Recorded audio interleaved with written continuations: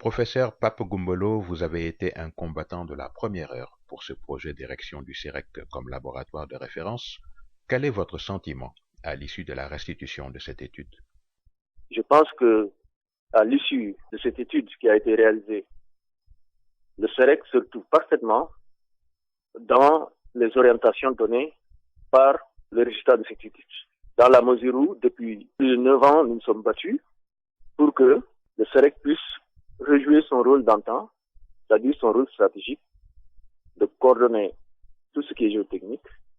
d'avoir de grandes orientations dans la recherche, la valorisation des matériaux locaux, la prévention des risques naturels et tout ce qui s'ensuit, mais surtout de servir l'État et les collectivités dans la mise en œuvre du plan Sénégal émergent. Et on sait qu'on ne peut pas avoir d'émergence sans qu'il y ait un laboratoire pour les travaux publics, sans qu'il y ait des choses qui puissent superviser et orienter la qualité pour les routes, les immeubles et faire en sorte que tout le monde puisse y accéder. Concernant la suite, dans les jours à venir, un partage va se faire avec les autres ministères qui sont concernés par le laboratoire CEREC, notamment le ministère du Commerce, le ministère de l'Environnement, le ministère de la Construction. Tous ceux qui, de près ou de loin, sont intéressés par les activités du CEREC vont valider ensemble le programme. Le programme de recherche, le programme d'orientation générale que l'État a confié. Maintenant, à la suite de cette validation, les autorités, notamment l'Assemblée nationale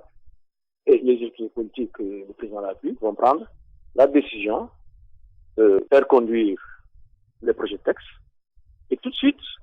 il faudrait que, dans la foulée, que le CEREC puisse s'équiper, former des cadres, notamment les ingénieurs, les doctorants, dans les grandes lignes et dans les grandes orientations du programme de recherche, de formation et sur les résultats attendus, mais aussi,